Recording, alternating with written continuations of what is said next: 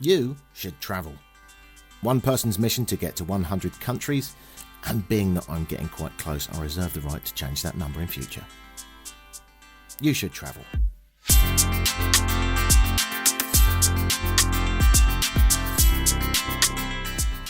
Hello and welcome along to Sri Lanka.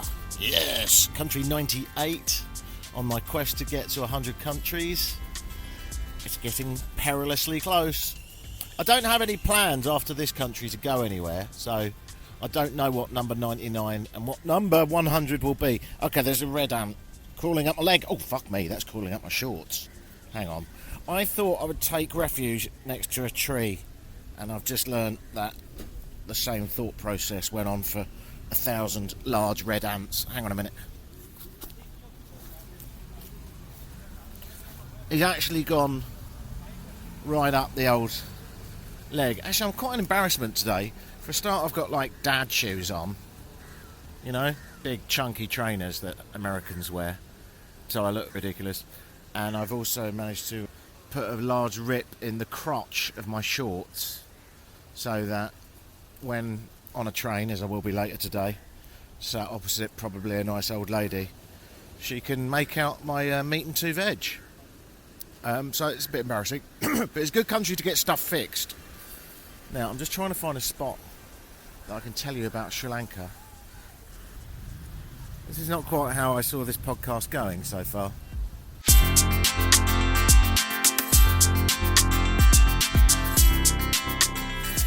Right, I've managed to find a spot that's quite quiet, but I've just sat here, just about to start recording, and then two tourists decided, because it's quiet, they would also use it to count their money and have a small argument. So there's a couple behind me having a small argument. I would guess they're from the Netherlands, because they're 9.5 feet tall. But the argument seems to have been, we haven't got enough money. They didn't seem very happy. You forget sometimes, don't you, when you go on holiday with your loved one, it's not all laughing, happiness and sex. I've seen a few arguments with couples in the street. See, the problem is when you go on holiday, you might be wanting to get away from it, but you do bring yourself, as the great philosophers have noted. Now then, the passing sound of a tuk-tuk, the quiet streets. I'll tell you where I am in a minute, but first let's set this up. I am in Sri Lanka. It is my 98th country. I'm on a quest to get to 100 countries, and this one is an absolute belter. Why? It's got 8 UNESCO sites. What's a UNESCO site? Old stuff. Love old stuff. It's famous for tea. It's the second largest tea exporter, which is quite impressive, really, being that it's not that big. And, of course, the biggest tea exporter to the north, India. Where are we? Where is India? Well, Sri Lanka is sometimes considered the teardrop of India. If you think of India as a big inverted triangle, at the very bottom of that, a little droplet coming off that is Sri Lanka. It's an island, and so far, I bloody love it. 23 million people live here in Sri Lanka, which is not that many people, really, when you think about it. There's more people in Delhi. And a bit of a difficult one, this, but I think there's a lot of monkeys. If you look it up, it says there's 7 million monkeys, right? So there's 7 million monkeys, there's 23 million people. That is one monkey to 3.5 people, which has to be the highest monkey to person ratio anywhere, doesn't it? I mean, I don't know that. I'm just guessing that it is. Now, I was very happy with this fact. And then I was like, well, hang on a minute, I've been here a few days and I've only seen one monkey, and that was on a string being paraded up a beach by a man who wanted to take pictures with it. Don't do that, by the way. Don't get your picture taken with a monkey on a string. That's the only monkey I saw, so I'm missing somewhere in the region of 7 million monkeys. I looked it up, this whole massive monkey thing, and it might be bullshit. Now, that isn't to say there's no monkeys, there's a lot of monkeys, but they might have double counted. And here's why, right? Critics argue about the amount of monkeys on this island because when they came up with the fact that there's 7 million monkeys, this is the methodology they used. They looked around in the jungle for 5 minutes, counting monkeys, and then worked out roughly the area they'd looked around, roughly the amount of time, and then extrapolated from that the size of Sri Lanka and the amount of monkeys it has. Now, I'm not a professional monkey counter. I would never proclaim to be. But I will say this, that smells a lot like bullshit. So critics have argued there may be double the amount of monkeys counted than there actually are. So it's safe to say, in monkey news, 3.5 million minimum to 7 million maximum. And it's certainly not more than 7 million. But there's a lot of monkeys. How many monkeys do you need? Wouldn't it be nice that somewhere in the world would have more monkeys than people? I'm sure there's monkey islands where there's no people and there's just monkeys, but not the size of this. Anyway, we're getting bogged down in monkey news. Let's move on. 8 UNESCO sites. What's that? As I say, it's old stuff. I'm in one of them, and it's called Galle. All right, Galle. Galle. And we'll start with that. Why is it called Galle? Portuguese for crow is gallo, and the Portuguese that landed here heard a crow, and they thought, should we call it that? Should we call it crow? If they saw a pig first, would I be in pig? If they saw a horse first, would I be in horse? I mean, how did they not see a monkey first? By all accounts, this town should be called Monkey. But anyway, it's called Galle after Gallo, for crow. So let's talk about the Portuguese. Yeah, let's talk about history. Let's do that straight away. Portuguese, 1500s. They were knocking around on boats, which is pretty amazing that they were doing that in the 1500s anyway.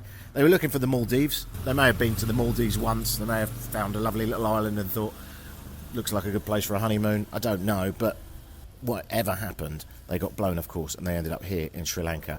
And they ended up at the southern tip, which is where I am. So if you think of the teardrop, I'm on the southern tip of that teardrop in a place called Gallo, and that is a fort, right? What's that about? Well, Portuguese arrived 1500s looking for the Maldives, and they're like, this looks all right, there's a crow, brilliant, let's build something. And they built a fort. Now, let's not run away with the term fort. It was more like a highly fucking aggressive sandcastle, but they managed to build a structure. Obviously they built a church as well because they're Portuguese. Moved some Portuguese people in. They were sort of knocking about, doing their thing. That's the 1500s. 1600s, the Dutch come in, right? They get in with this local king, a king of Kandy with a K. That's in the centre of the island. So they get in with the king and they say, hey, King of Kandy, can we get these Portuguese guys out, you and me? You know, if I give you some weapons and some money and whatever the Dutch are into, hash and boring cheese. Some weird feedback to these gags. There's someone selling something in the distance, and he just keeps going, Lord, Lord. But we'll crack on nonetheless. Right, so 1600s, Dutch come in. We're having the good times, and we would like to take over this island, or at least this fort bit in the south. Yeah, for sure. This is fun for us. Hey, Portuguese guys, you must go. So off they fucked, and the Dutch built a very large fort, and they really went for it. They said, hey, we don't want any of this dodgy sand business. Let's use stone. So they built a big ass gate. They built a wall around the fort and a coat of arms, of course, because that's what you do if you're from Europe. And they stuck that above the fort, and they said, right, that's it. That's us, Dutch. Now, meanwhile, in the Netherlands, things were going well until the French came in. Now, we're now into the 1700s. So to recap, Portuguese arrived in the 1500s, Dutch arrived in the 1600s, took this place over. 1700s, very, very late 1700s, mostly 1800s, in come the Brits. Now, this is classic, and that's what we do. We come in, we take a place over, usually with violence. But actually, not here. You see that Netherlands was essentially part of France at the time, because the French had invaded and done a pretty good job of it, which meant that all the Dutch overseas territories, like this one, were kind of French, ? And the Brits thought, hang on a minute, we're not having this. Let's take these places over, explain to the Dutch guys there, sorry lads, you haven't really got a country anymore, so we're having this. And they did it, and they didn't fire a shot, not one. In came the Brits and took over peacefully, which is quite impressive, really, because if you look at this fort, it's about 2 or 3 square kilometres, something like that, all with these huge fortified walls, properly fortified. I mean, it survived the 2004 tsunami, so pretty bloody good job. If you walk around these fort walls, you'll see all kinds of cannon, loads of them, big iron cannons. So the Brits come in, as I say, 1700s, mostly 1800s, and it remained British until independence of Sri Lanka in 1940 something. Forgive me, I can't remember. Sri Lanka gets the whole of Sri Lanka, including the fort in the south, Galle. And it's a beautiful place. Now today, if you walk around it, it's just a very tight little network of streets, mostly on a grid system, well laid out, that have just endless jewellery shops. Quite a lot of gems here in Sri Lanka. Restaurants, loads of them, really good quality. Coffee shops, which absolutely banging. I just had a double espresso, so I'm pretty fucking wired. And of course, around the place you'll see the old churches from the Dutch days and chapels built by the Brits. There's a mosque as well, built in more recent days, and there's a giant lighthouse to warn ships of the punishing rocks when the winds do pick up. And pick up they do. I should mention that, by the way. It's peak season here, but actually it's not that busy. And the reason I found out last night is that, basically there was a massive cyclone in the north, which had absolutely no effect on the south of Sri Lanka whatsoever. Maybe a little bit of wind, but not so much as a broken window as far as I can see. And as a result, loads of tourists cancelled their trip thinking, the whole place is going to be devastated, which is pretty shit really for the locals, because of course it's meant that their peak season isn't quite as busy as usual. I chatted to a guy in an excellent bar last night about it. Can you describe Sri Lankan people to me? How would you describe Sri Lankan people? In short term, they are very friendly, nice people and very supportive. Because you know that one thing, in Sri Lankan people, with the cyclone effect, with the crisis, so many people in southern coast very helpful for the middle people and eastern people. They get in food for them, they serve in clothes, they repair their houses, and they repair their schools. So many support to them. So even though no one in the south was affected, they still help out their friends, their family, and strangers. No, in different parts. Only strangers. They are strangers. Really? But in terms of this, we not consider they are strangers. They are all Sri Lankan people. Yeah. It's the nation. It's our pride. They are our people. Yeah. Not strangers. Yeah, all are Sri Lankans. Like a family. That's the thing. That's why I told you Sri Lankan people are very nice, friendly, and very helpful people. Is that why it feels so safe? Because I've noticed a lot of people here, they have the telephones on the table, they have a bag on their seat. It doesn't seem a big problem. Like, is that why it's so safe here? Because people look after each other? Yeah, people respect for the laws, and people respect for the other people's hopes, other people's things. They are very scared of being a bad people, being bad image on others. Really? That's why they. Yeah, in England we call it shame. Yeah. Yeah. It's bad to have shame. Shame. Yeah, they have shame. They are Right. ashamed. They are ashamed of like bad things, and in Sri Lankan people, most are Buddhists, and in our religion also say don't do such things. They are very bad for us. Yeah. They get in bad. Huh. That's why people follow that one. Yeah. That's why so safe in here in Sri Lanka. Yeah. And I think you also know Sri Lankan people are very friendly.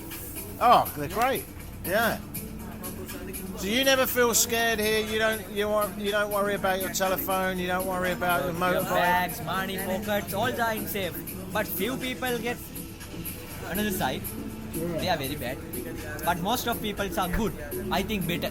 Yeah. Yeah, that's the thing. And your name? My name is Vinny. I'm Azura. Nice Azura. to meet you. Good to meet you, brother. 22. 21. Yeah, it's a great country. Where I'm from in London, I love London. I do. Yeah. It's got great you music. must love London. It's because great. It's great. It's got great culture. It's got really good music, really diverse music. It's got loads of history. It's cool. But if you leave your motorbike unlocked, it will get stolen. If you leave your phone on the table, It will get stolen. probably will get stolen. You know? That's the difference. That's a shame, yeah. That's the difference, no? It is, That's yeah. a huge difference. Yeah, it is. Big. And it's crazy because, Sri Lanka is a poorer country. There's a lot of people that are in need here.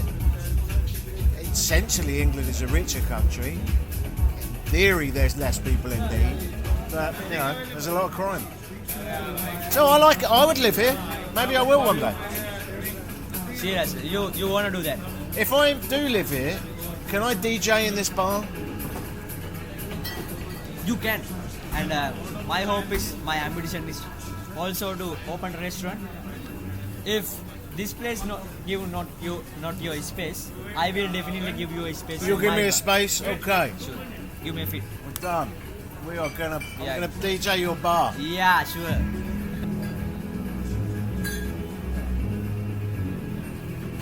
$320. You want 20? Oh. I thought I owed you more than that, Yeah. huh? No, only 10,000. It's with the service charge. Service charge. That's okay, Yeah. but I think I owe you more than that. I had No. two glasses. Oh, sorry. I owe you more than that. Oh, sorry. That's okay.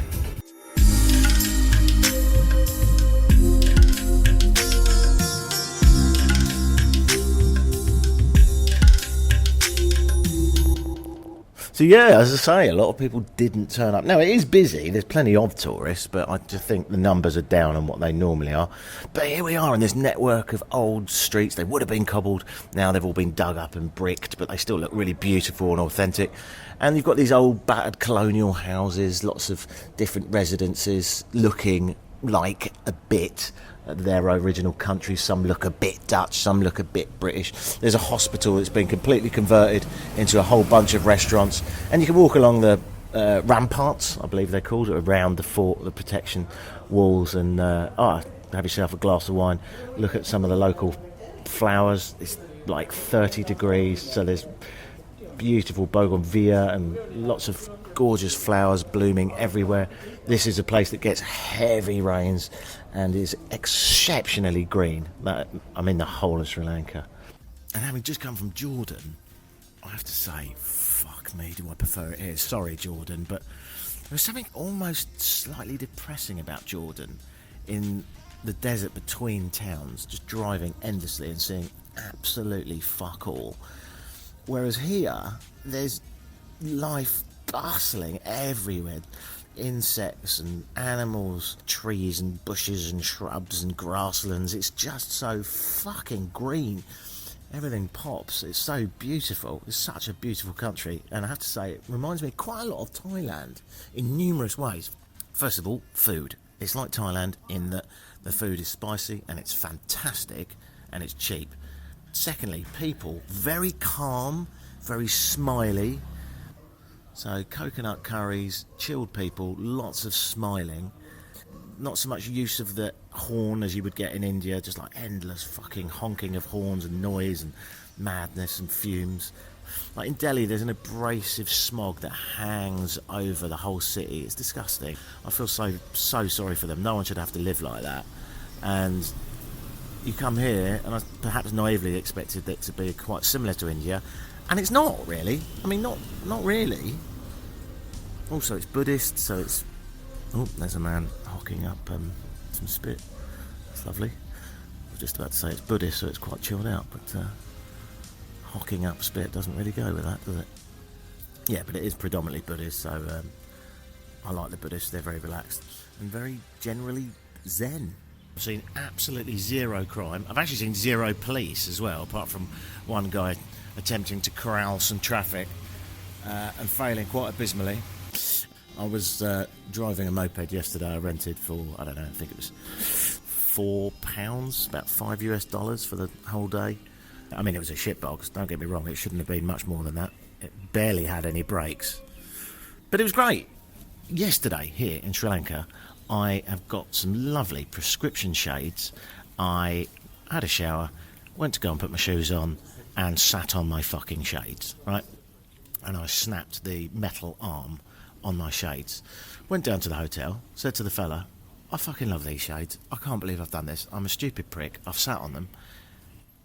Any ideas? He said, give me a minute. Made a quick phone call. Had a friend in a jewellery shop. He said, grab that moped, drive up the road, 5 minutes, go to this jeweller. They'll be expecting you. He will solder the arm on your glasses. All right? He'll do it within an hour. This is the best day of my life. So I go over there, go into the jeweller, and he solders my glasses charged me the equivalent of, I think it was £2.50, about $3. So I gave him, obviously a bit more than that, and said thanks. They're as good as new. That's how life should work, isn't it? There's always a fixer in a developing country that won't say, well, I can't do that because that's under a warranty from Specsavers, and unfortunately we don't carry that particular arm, and even if we did, we wouldn't be able to fix it because they use a little screw that we can't use because they've got the special screwdriver. Fuck off, all that. I just get so fucking bored with it. Here, I've broken my shades, I'm a fat twat, I sat on them, can you help? Yes, go and see Abdul. Brilliant. Hello, Abdul, can you sort this out? Not a problem. That's how it should be. On the moped yesterday, I took a ride from Galle and I went down to quite a touristy beach, very beautiful sandy beach, had a swim in the sea. Temperature's about 30 degrees Celsius, might drop to 25 at night, but it is toasty. Aircon is recommended if you can. I don't really sleep in the heat, so I just lie there like a big sweaty twat, but I managed to get some aircon, so yeah, a nice little snooze, apart from the screaming kid in the room next door to me that started screaming at 7 o'clock this morning, and I had to say, after going slightly bonkers in my own mind, I opened the door and said, think of other people, i.e. me. Think of me is what I'm saying, but I'm dressing up as other people. I'm going to get on a train today and I'm going to head east to a little town with a beach. I think I'm just going to do one night there, and then ultimately I'm going to be heading north into the interior of this very large and beautiful island, and hopefully there I will see all kinds of flora, fauna, monkeys and elephants. There are numerous elephants here in Sri Lanka, and you'll see them carved into wood here in this market area, this network of streets in Galle. What can I say about Sri Lanka? It's fucking great. That's what I can say about Sri Lanka. I love it. The only thing I don't like is all the waiters keep saying, how long have you been here and how many days are you going to be here? Which I do find incredibly boring as conversation goes, but I think they're just trying to learn English. I mean, that's really the only thing I don't like. What else don't I like? Honestly, I can't think of anything I don't like. It's rubbish. There's shitloads of rubbish on the beach, on the streets, plastic bottles. Coca-Cola have got something to answer to, haven't they? I know that they're not dropping the litter, but they are. I would say if you walk up a beach here, it's 99% Coca-Cola products. Hey, you rich fucks, why don't you donate something to beach clearance and education about litter? This podcast sponsored by Coca-Cola, a fine, refreshing beverage. Also available, Fanta for the Nazis. Look it up.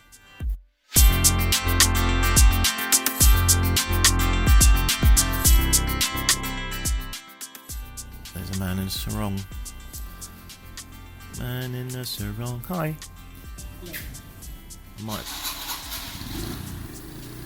Off he goes. I might set up a sarong shop. With the tagline, how can it be so wrong when it feels so right? Comedy gold.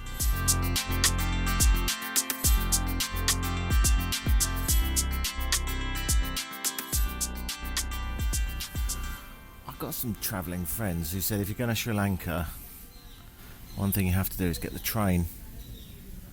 And so I have. I'm on it. I'm on a train in Sri Lanka, and I say I'm on it. I'm half on it. All the windows are open, all the doors are open, so I'm sort of hanging out of one of the doors with my legs dangling down. You can't do this in London. I mean, partially health and safety, but also you'd freeze your knackers off. It's 30 degrees. I'm stopped at a station somewhere on the south coast of Sri Lanka. I'm heading from Galle to another place, which I can't remember what it's called, but it sounds a bit like Tagliatelle. I mean, you don't come here for actual information, do you? And as I rumble along, all I can see is palm trees, quite dense jungle, very occasional buildings, usually painted in white, a little bit dilapidated, a bit beaten up, with people living outside, doing their laundry. Oh yeah, it's going to be too loud, isn't it? I might have to give this one up. Anyway, get a train in Sri Lanka, it's great. And unlike Jordan, you don't get shot at.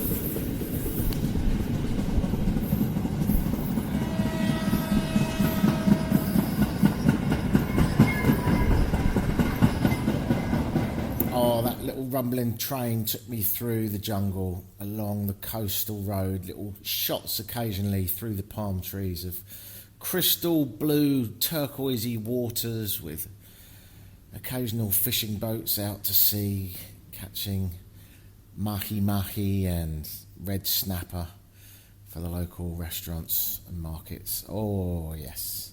And I got off where I am now, Galle. I'm in my hotel room, which hasn't got any air conditioning. Yeah, I'm gonna be honest with you, I didn't sleep very well, but it's kind of okay as long as you've got nothing to do the next day. At 4 o'clock in the morning, I gave up. I went outside and I slept in a hammock. And because I'm not from Latin America or the East, I am shit in a hammock. I like lying with my face down, which you can do in a hammock, but you might die. That's not how they work. It's not how bodies are supposed to be moulded. Hammocks, great invention, and I'm sure if I grew up in one, I would naturally take to them now. Anyway, it was alright. I had a little rock about, saw the sun come up. I got woken up to the sound of the crashing waves of the ocean, which, you know, that's a flex. Galle's a little surf town, really. It's just got occasional couples wandering around, couple of groups of people, couple of surf dudes on their own, lots and lots of seafood restaurants along the beach. Really chilled out. I think it's £12 a night where I'm staying, about $15 a night. Everything's cheap and easy, and everyone does everything. So, for example, in this hotel, if you want a massage, you just walk downstairs and have a massage. If you want a meal, then you go out to the beachy area and they'll bring you out a meal. And if they can't organise you the coffee you want, then they'll recommend the restaurant next door. So it's the sort of place, it would be very weird to put shoes on here, yeah? You might as well live your life shoeless, because everything is a stone's throw away, and the furthest you're possibly going is into the sea, or into the ocean, I should say, for a little dip, which is lovely and feels like you're walking into a bath. So what does all this mean? I'll tell you what this means. I've been thinking this morning, I am on country 98. This is country 98. I am immediately putting Sri Lanka into the top 10 countries I've ever visited, which in theory, if you look at it just numerically, there's only a 10% chance that this was going to happen, yeah? Because I've done nearly 100 countries and this is in the top 10. So it was unlikely that this was going to jettison into the top 10, but fuck me, it is there. What is not to like? The people are just so warm and friendly. They're not pushy in any way. If you're wandering along, someone might offer you a fish, but when you say, I don't really feel like a fish, they'll just smile and go, hey, might see you later.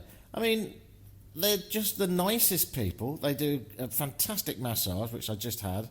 I feel like a right old tourista, but I'm kind of all right with it because I'm contributing to the very local economy by just eating fish and occasionally having a massage. And I don't know what else there is to do here. I mean, outside of surfing, obviously, you might go a bit bonkers after a while. I'm not the sort of guy that can read a book on the beach.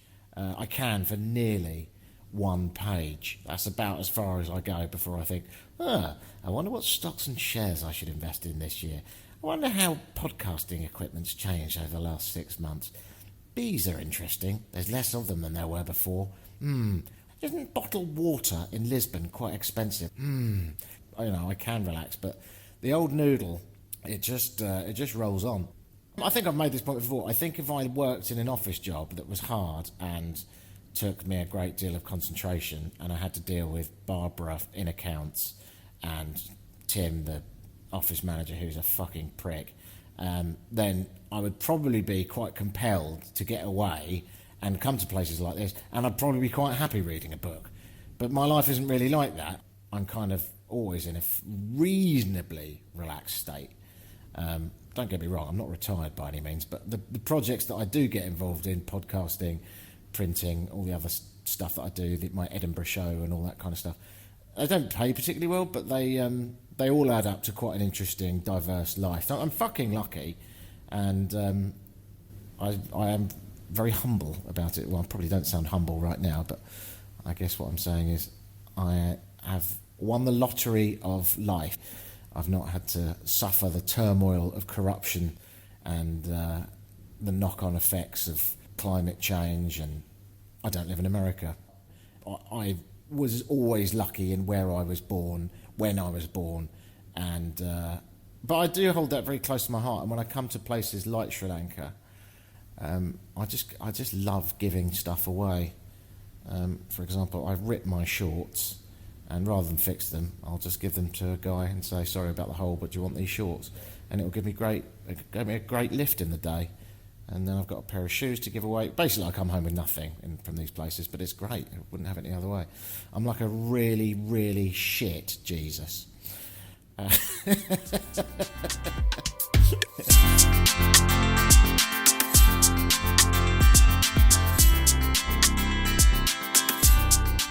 time to get away from the beach and go see some elephants. I'm going to a place called Udawalawa, which, I mean, why wouldn't you go there? It's called Udawalawa. And it sounds like the sort of place you might find a submerged elephant, Udawalawa. I texted a friend of mine and his wife who are avid travellers, and I asked them for their top 10 countries on earth, because I've been thinking about it quite a lot recently. Both of them included Sri Lanka.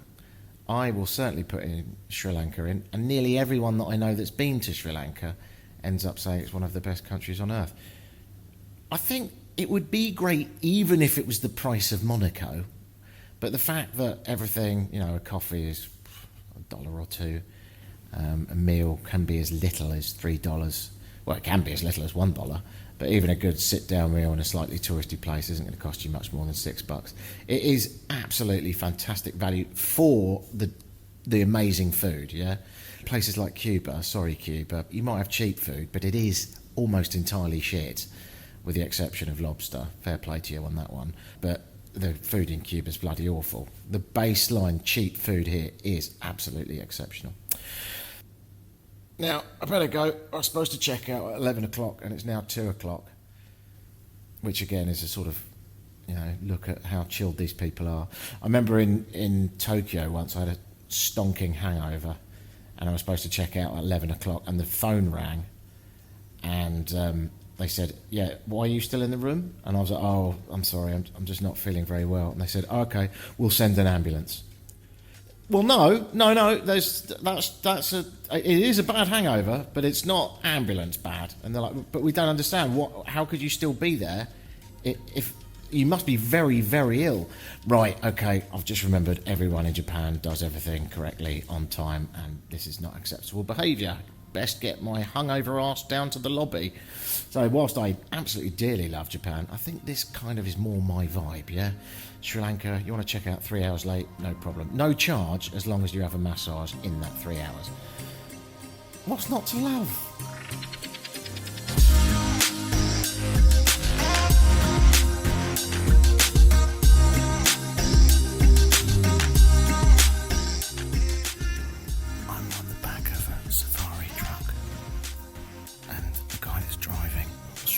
Guide has decided to make a phone call, which is a weird time because at the back of the truck where I'm walking now, imagine a sort of Land Rover with a high roof, and at the back of it is an elephant. Just saw one who's my age, mid-40s. He doesn't look a day over 38. You can hear another truck in the distance. First gear, just bobbing along. It'll probably park up behind us and turn the engine off. The elephants seem quite comfortable actually with people. If you're a male elephant, you bugger off on your own at about 10 and never come back again.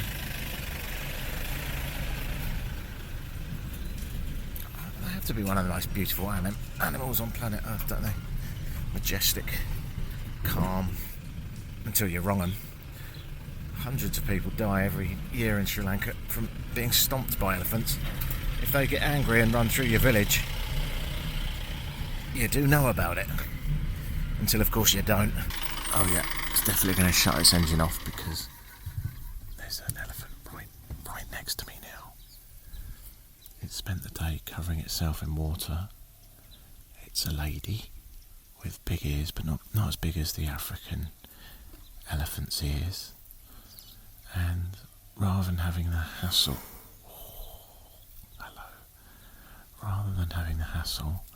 of getting all the root dirt off the grass, this girl is just shoving her trunk in the tree, ripping out a big old branch or two, and then in the gullet it goes.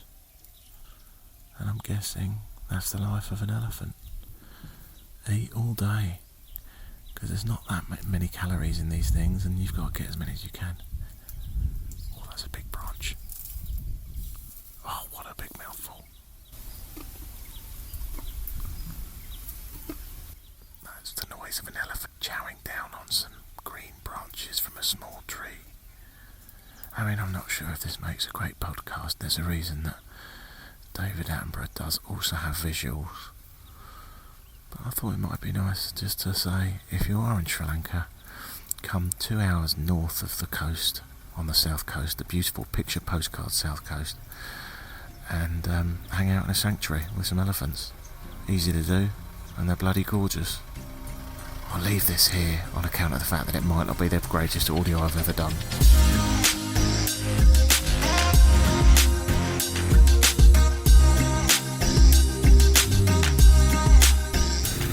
I am in the Highlands near a town called Ella, E-L-L-A. Ella, E, like my umbrella, Ella, etc. I am having a lovely little time. Ella is a town. Go from the south coast where I was hanging out on a beach. Jump on, what did I jump on?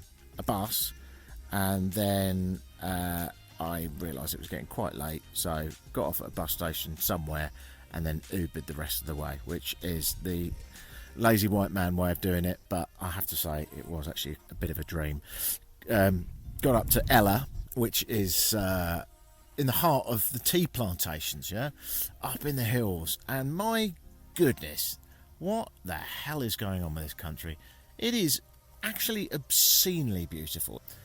I think I said the same about Colombia, so forgive me for using this again, but you know Avatar, where there's a sort of dreamlike forest and these bizarre fruits and everyone lives in a sort of peculiar utopia?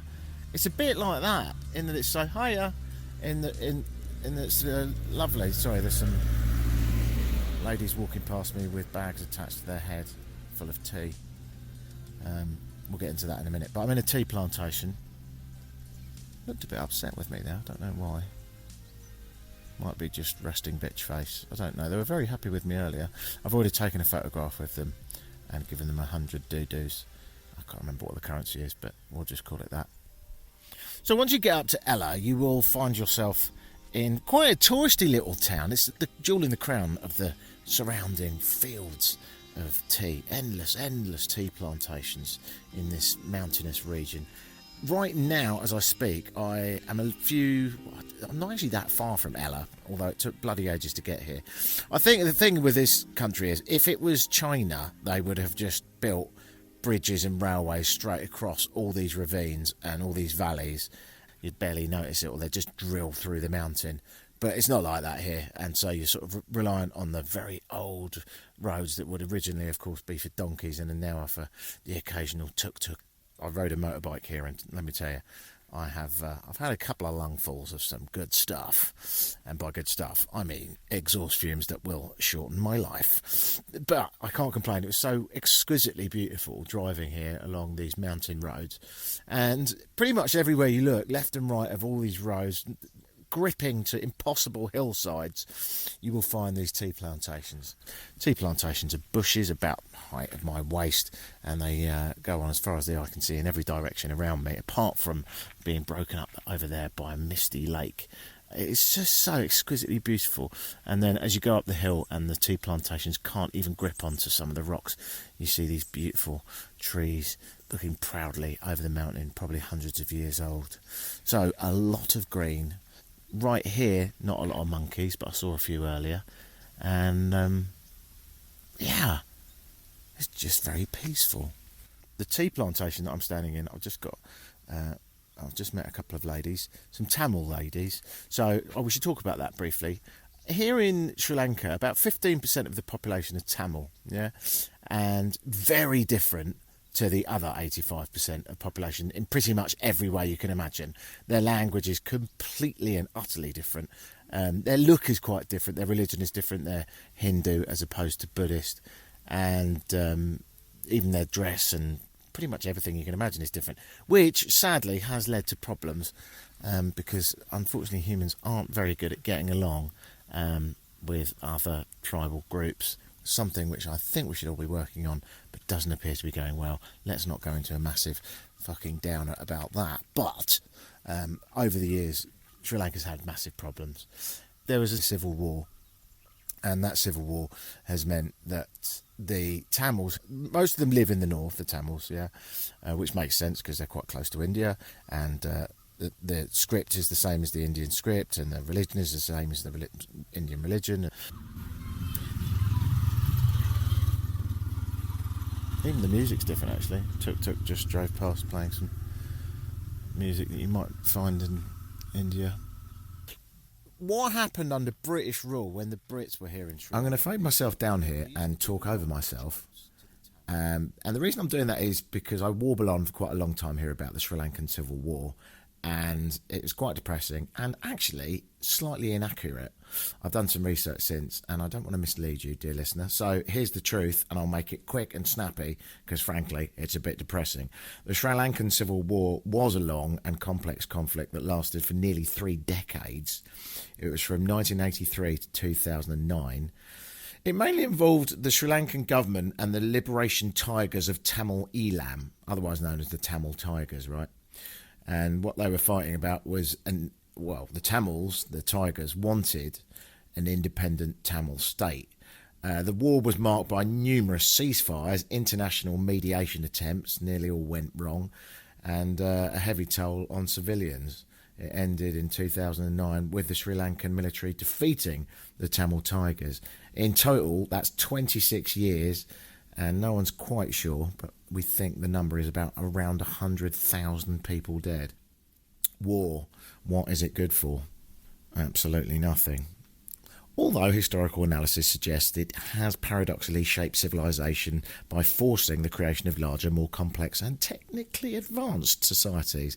It's also been used to defeat oppressive regimes, advance technology and reduce internal violence through state collusion. So war's good. No, it's quite shit. As I look into the distance, I can see one of the ladies with a bag of tea strapped to her forehead. If imagine, the bag's quite light actually, well, until it gets filled. But in the early days, the bag's quite light, so you can just grab the necessary leaves that you want from these bushes, which I now have learnt are the bright green ones, and you chuck them over your head in the bag. Hi. And yeah, that's what you do. And then, of course, you take all your tea to the place where they collect the tea, and you get your money, and that's your life. And you do the same tomorrow and the next day and the next day and the next day. And I think of the million cups of tea I've had in my life, I probably have never actually spent a great deal of time thinking about the fact that it comes from these bushes and is picked by hand. We know that Sri Lanka is the second biggest exporter of tea in the world, which is a pretty big deal when you think about it, because the number one is India to the north, and it's fucking massive by comparison. So a whole chunk of Sri Lanka is dedicated to these tea plantations. If it wasn't for tea, this country would be completely different. My motorbike is parked around the corner, and I'm going to be going to Lipton's Seat, which is about another half hour's drive. It's a gorgeous drive through the mountains, all windy roads with hairpins, occasionally interrupted by a lady in colourful clothing walking along with a huge stack of tea. That's mental. So I'm looking at one now. If they spoke English, I'll have a chat. Anyway, this is what goes on all around the world so that we can get a nice cup of tea. And I dare say the same is true of coffees, bananas, cigars, and probably everything else you can imagine. A beautiful part of the world.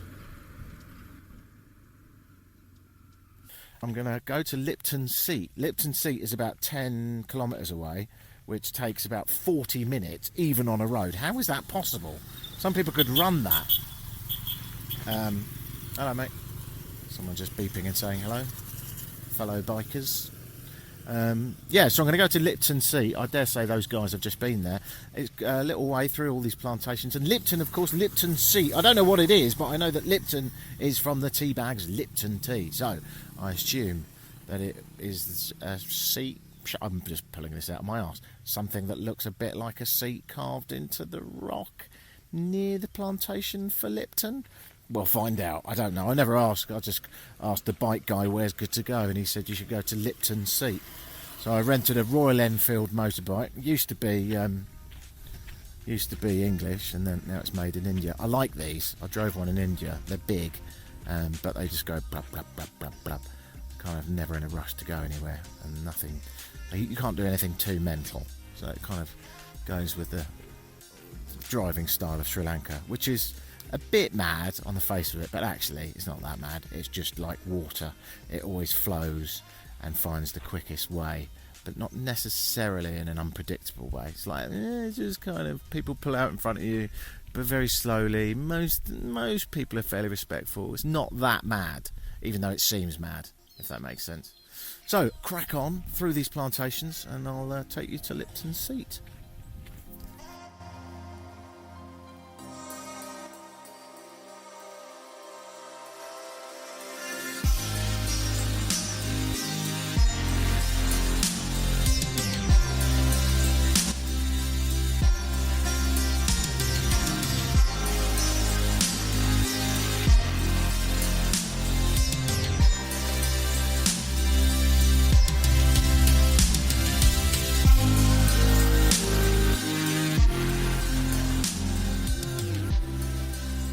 I stopped at the side of the road and I thought, oh, hang on a minute, I'm in a cloud. I looked up how long it would take to get to Lipton Seat, and it was like, oh, it's only about 20 minutes away. But there's no point, because I've then looked up what it is, and it's a viewpoint. But it is quite interesting. Lipton, Scottish fella, and Taylor, both tea brands, met up. One tried to plant coffee, didn't go very well. All the leaves got eaten by something. The other one said, you want to be planting some tea, mate? So they got together and made a bunch of tea plantations. Lipton Seat is where he used to sit, drink a cup of tea and look over his empire, which was basically an endless array of fields. But there's no point in me going there because you can't see anything. I mean, I'm in a cloud as we speak, but I have stopped on the side of the road at a little place that sells tea called Frankie Hut. I doubt it's on Google Maps.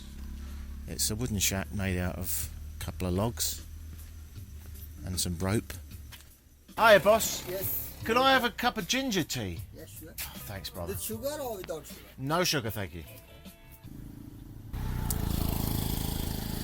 It's made out of tree branches. Yeah. Frankie Hut. I'm in the Google map and the trip. You're on Google Maps? Frankie Hut? Yes, you can find me. You're from? I'm from London. We drink a lot of tea in London. Frankie Hut. Thanks, Frankie. You're welcome. Weirdly, they have quite a penchant, I've noticed, for the reggae in this part of the world. It goes well with the beach, but it feels a bit weird up here. Misty tea plantations, listening to reggae.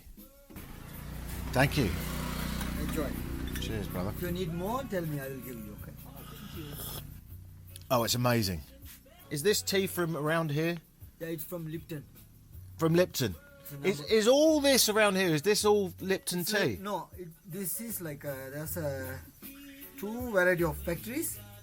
So, one is belongs to Lipton, another one is belongs to, the main is Akrapatana plantation. I see. Yeah. The biggest is in Lipton. So with your tea, Yeah. do you get it cheap because you know all the guys around here? Yes. You get a good deal? Good. You should. If you want, I have good tea also. You got good tea? How many cups of tea do you drink a day? Today, Every day? every day. Me, I don't know, maybe 15. 15! Yeah, because sometimes I'm at alone, the shop, no one. So I have a cup of tea and a smoke or again tea, like that. Like that. Yeah, why not? But only in the evening we couldn't sleep well. Did you build this? You did all this work? For myself. You did it? It looks great. Thank you. I love it. How long did it take to build? Now it's going to be like 3 years. Yeah. Shop. It's gone. Maybe day by day I do small. Even now, you're still doing Still, stuff. Still Yeah. have some stuffs to do for the ceiling. Yeah. Because this belongs to the road, to the government, the place. Mm. So it's not mine. So I can't build with a stone or anything. So with Are you allowed to do this? yes, But only this? only this because no electricity. Oh. So I have only charger bulb and I have power bank I'm using for power bank. And if they say remove, we need to remove it. But they're okay with this at the moment? Well, they must be happy because they get taxes, right? Yes, As long as they get taxes. we are praying. So how do you make the tea? Have you got a gas bottle? Yeah, very good. At that point, he just got a phone call. I think he's taking a tea order. He said bus driver then, I know that. He said the interesting thing about the political situation is that it's fairly stable now because of the government regulations. No problem. Because the bus is gone. I heard you say bus driver.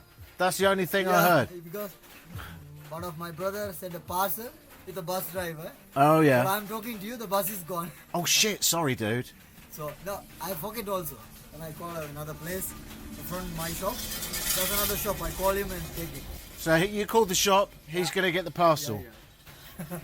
He took it. Do you want me to go on my motorbike to the other shop and get the parcel? I can do that. But Okay. No worries. Right. I told him to send with someone. Cool, man. He will send with a vehicle or anything. I like it. It's DHL. The parcel with another bus. What, coming back now? Parcel update. He was chatting to me, the bus went past, and he was supposed to get the parcel off the bus, but he forgot because he was chatting to me. So then he called his mate, right, who's got another tea shack up the road, and said, "Oi, Dave." His name's definitely not Dave. Do us a favour, can you intercept the bus? So that's happened. Now, Dave's going to put it on a bus coming back the other way, and then let's call him Chaz, definitely not Chaz, is going to intercept it. I did offer to go and get it on my motorbike just to give myself something to do, to be honest, but that doesn't seem to have happened. So I'm definitely giving him a tip.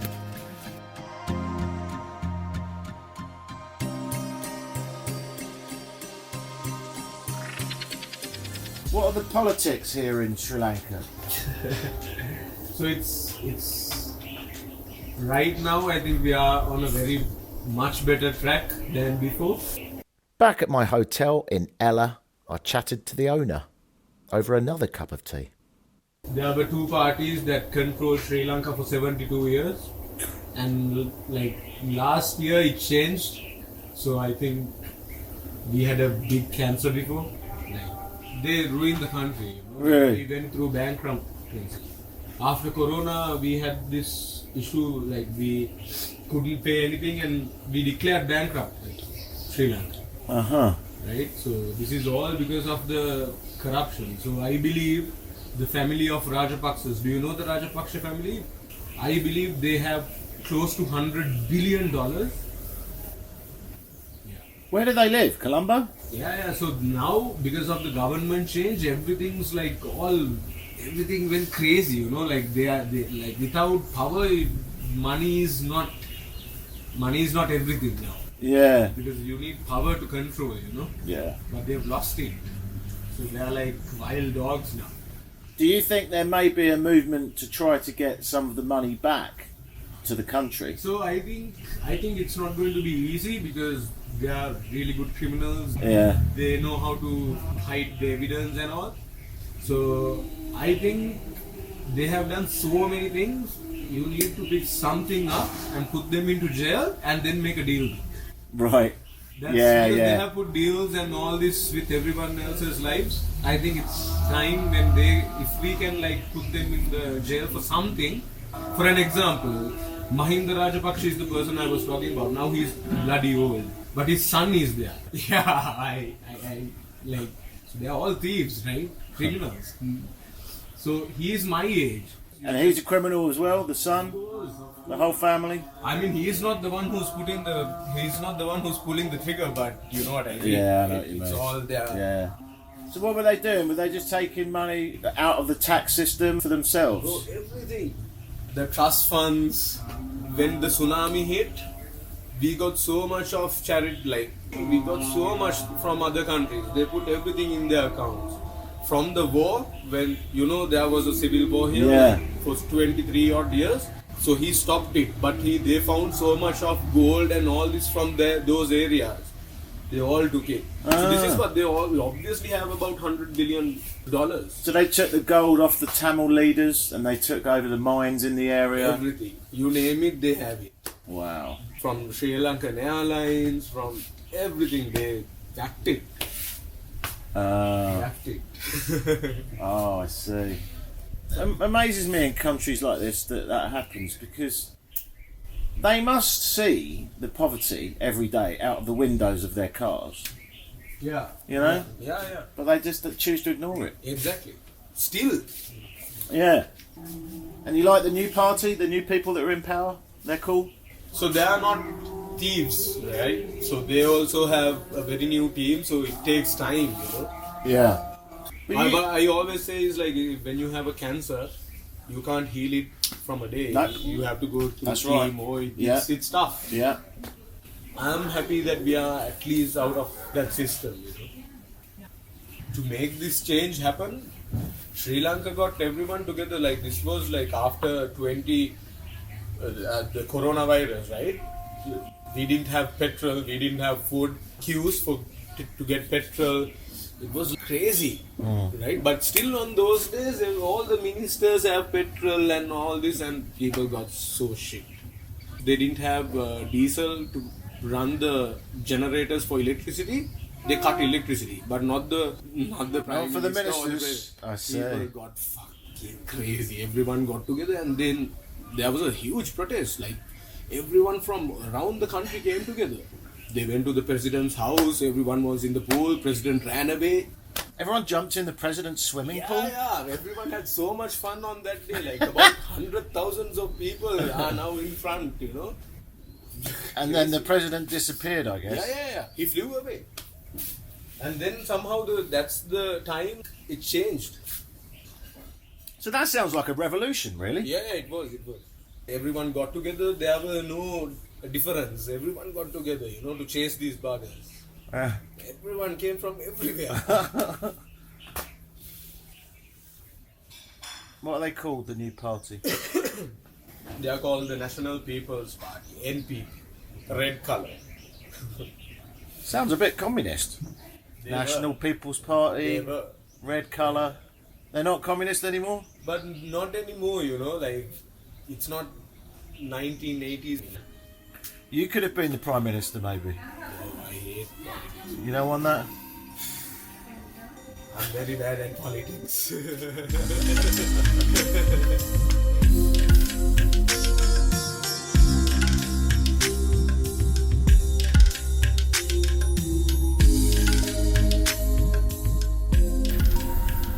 You haven't really lived. And by lived, I mean nearly died. Until you've been on a Sri Lankan bus for 5 hours. That's what I'm going through now.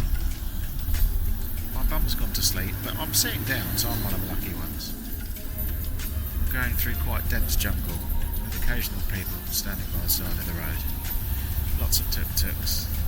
It's getting a bit dark now, so fruit stands are selling their bananas with LED lights above them. There's some rice plantations in the distance. This bus, made by Leyland, British company, in what looks like 1970, it's still going strong. It'll have 1 million miles on the clock.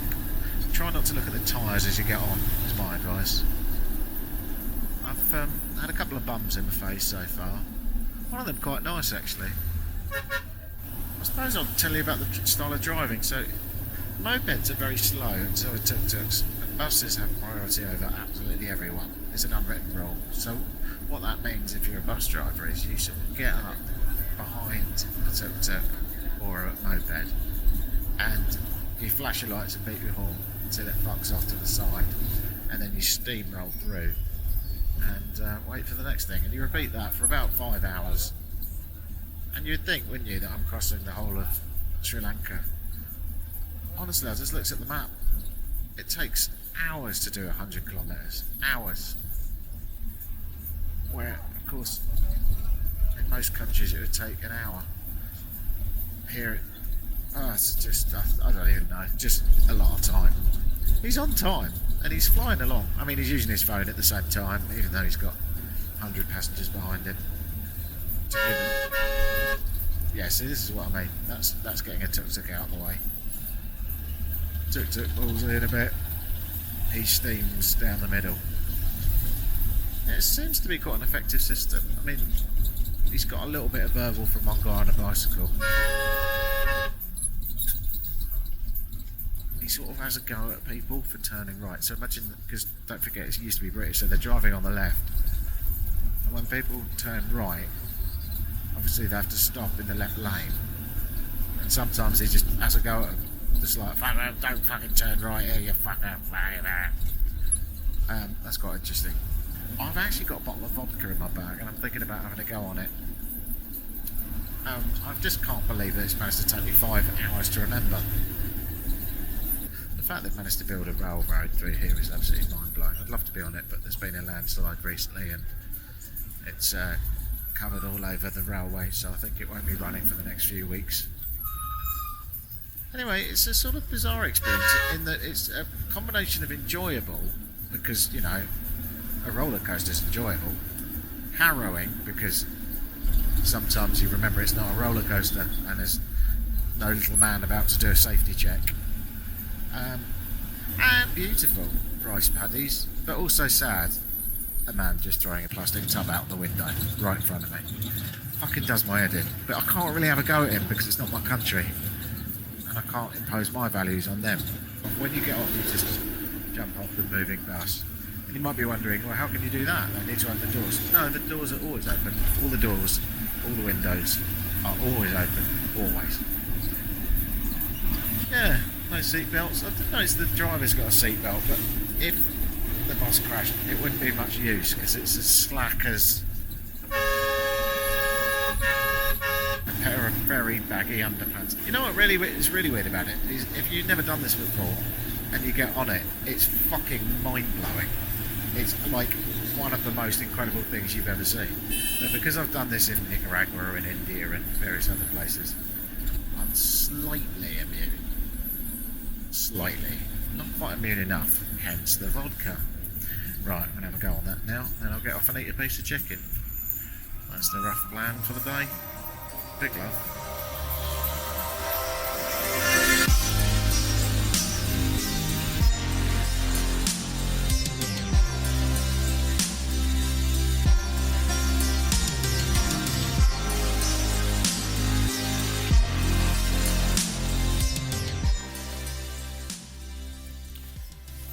You have been patiently listening to a podcast from me, Vinny, and if you want to learn more, you can go to vinnywhite.co.uk. You can donate if you want. Chuck us a couple of quid to host these podcasts. And if you want to... Oh, I should announce now, I'm going on tour doing a show called The History of Electronic Music.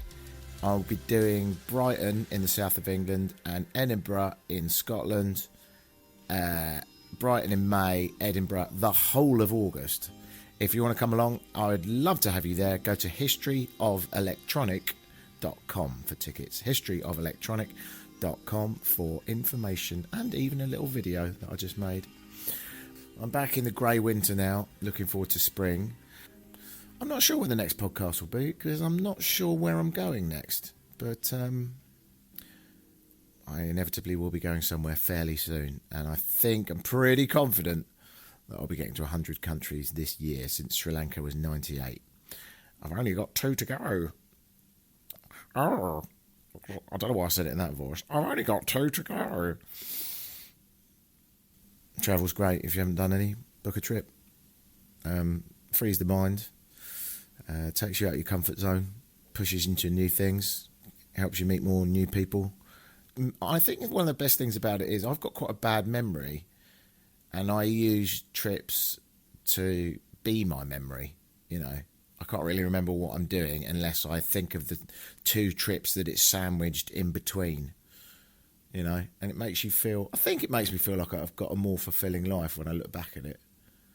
Like, I have worked in I remember I worked in numerous offices, and I worked in one for 5 or 6 years.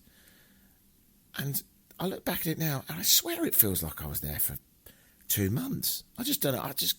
And I imagine if I worked in an office for 20 years in the same office, it would feel like I was working in it for maybe a year. Because it all just bubbles into a big melting pot of boring, same old shit. So that's why travel's important, to, pep you up and get you out of that rut. I remember that a couple of years ago I was in the Philippines, and I was actually having a really shit time.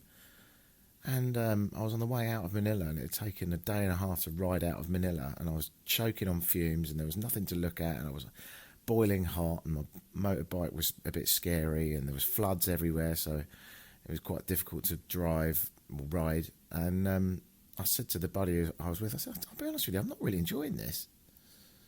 And then I think 2 days later we were on a beach drinking cocktails, and I was like, oh, actually, maybe a bit of hardship's good. Maybe not enjoying stuff is part of enjoying stuff in the long run.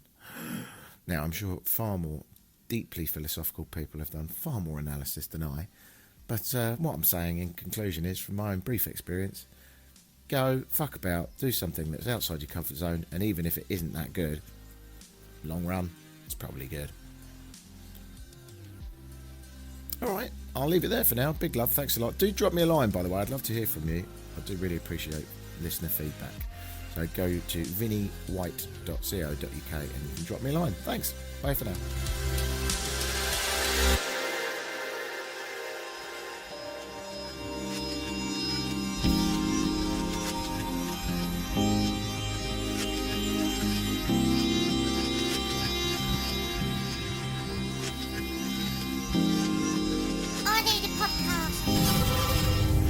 We make podcasts.com